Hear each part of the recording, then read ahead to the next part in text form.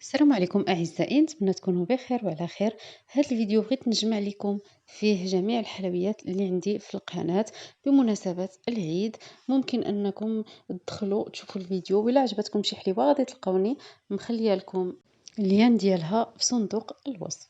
هنايا واحد الحليوة الكراميل والكاوكاو، كتجي في لوغو ديالها بحال سنيكرز، فيها حتى الشوكولات، كتجي رائعة جدا. وهنايا الصابلي بالشوكولا، كيجي مقرمش وزوين ولذيذ بزاف واقتصادي وساهل بزاف.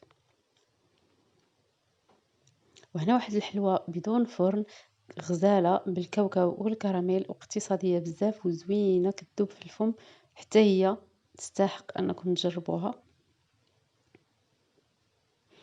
اما هنايا الفقاس ديال الشوكولا ولا فروي، كيجي شي حاجه رائعه، ما فيهش نهائيا الكسور، وكيطيب مره واحده ماشي جوج مرات، كيطيح لنا كميه كثيره وكيجي اقتصادي وبنين، الشكل ديالو زويون، وحتى المذاق رائع جدا. الصراحه من اكثر الحلويات اللي تستحق ان الواحد يجربها. وهنايا الحلوى ديال التمر، شي حاجه زوينه بزاف.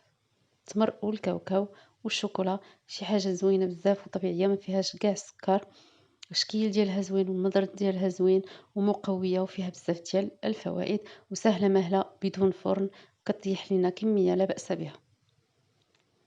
وهنا الحلوه ديال البيض المسلوق، شي حاجه واعره. الحلوه ديال البيض المسلوق اللي كلشي كيعرفها وكنكوروها ونحطو، لا هذه شي حاجه جديده، شكل جديد، كتجي شي حاجه بريستيج وزوينه بزاف وكتذوب في الفم، كتجي فتيه بزاف بزاف.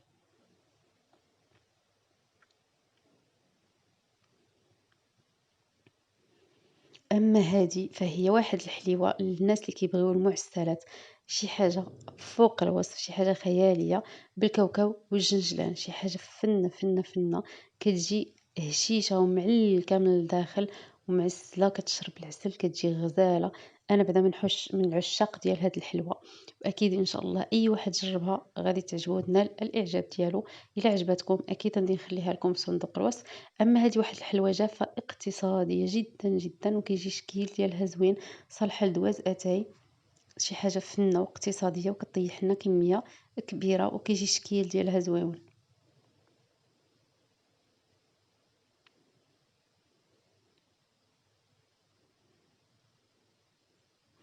وهذه كذلك حلوى ديال دواز اتاي بدون طابع، كتجي غزاله بزاف بالجنجلان، زوينه، وكطيح لنا واحد الكميه كثيره. هادو من الحلويات الاقتصاديه اللي ما فيهمش مكونات كثيره، ولكن كيطيحوا لنا كميه كثيره وكيجيو زوينين بزاف. وهنايا واحد جوج شكيلات ديال الصابلي من عجينه وحده، زوينين بزاف، ذوق الكراميل، شي حاجه واعره واعره بزاف بزاف. يعني حتى هما نقدروا نقولوا صابلي بريستيج، بشي حاجه بسيطه بزاف ومكونات بسيطه، وتا هما كيطيحوا لينا كميه كثيره.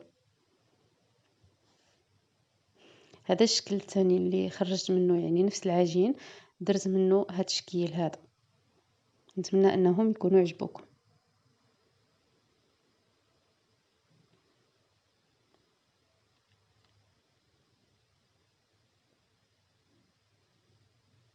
وهذه كذلك حلوى دواز أتاي، من ضمن الحلويات الاقتصادية الساهلة المهلة، بدون طابع، شكل جديد ومزيون، وتهي اقتصادية، وكطيح لنا كمية كثيرة.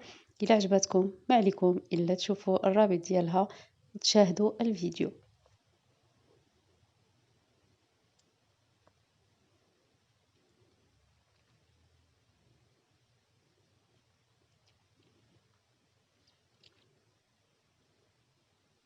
وهذه واحد الحلوى صحية بالتمر والقرقاع، كتجي في المذاق ديالها رائعة بزاف بزاف. هذا نفس الشكل، شكل درت له شوكولا من فوق، وشكل خليته هكاك. حلوة ديال زمان، كتجي زوينة بزاف. وهذه غريبة بشكل جديد، ملصقة بالشوكولا بحال الشكل ديال المكرون، كتجي زوينة بزاف بزاف، فتية وهشيشة بزاف. نتمنى انها تعجبكم.